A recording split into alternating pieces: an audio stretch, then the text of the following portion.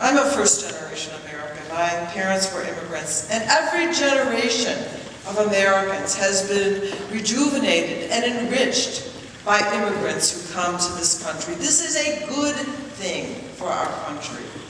And yet, people like Nayela's father and Graciela's husband are treated like criminals. It's just wrong.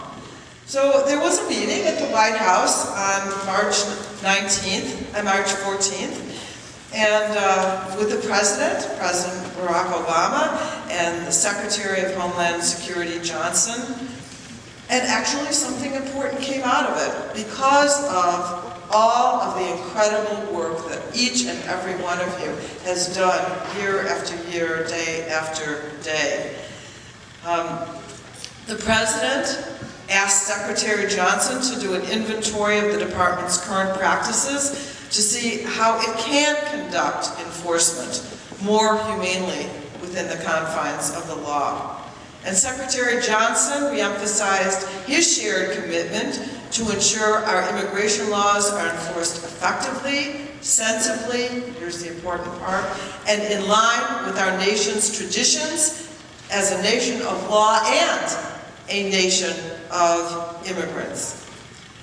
My hope is that we're going to see soon that this idea of prosecutorial discretion, that we are not looking for hard-working men and women to be taken and snatched from their families who want nothing more than to live in peace, to work hard, to educate their families. And finally, the President said that we need to have comprehensive immigration reform. And so I say to Speaker Boehner in the House of Representatives where I serve, to just call the bill. Because if comprehensive immigration reform is called, it will pass. Right this minute, we have enough votes to pass immigration reform. One man, if he were to call the bill, could make it happen and send the bill to the President. A fast is something that you give a sacrifice, not to bring attention to yourself, but to the issue or cause that you're trying to lift up. And what we wanted to do is create a space for dialogue, for common understanding, so that we can move forward. See, everybody says they're for immigration reform. We were just with Representative Roscoe. His office just told us the same thing. Although he did meet with us himself. He did meet with us himself. But we did meet with his office. And they said, yes, he wants to see this happen. Now, like everything, it's in the details, right? What do we mean when we say immigration reform? But you know what? We can't even get to that discussion until we have movement. So what we've been doing in each one of the places that we've stopped is implore the member of Congress to move and to act. That if you are for immigration reform, if you are for our country to progress forward, then we need movement. And that movement begins with Speaker Boehner introducing legislation that moves us forward as a country and stops the suffering of our country. DJ and I had the privilege of being in that tent.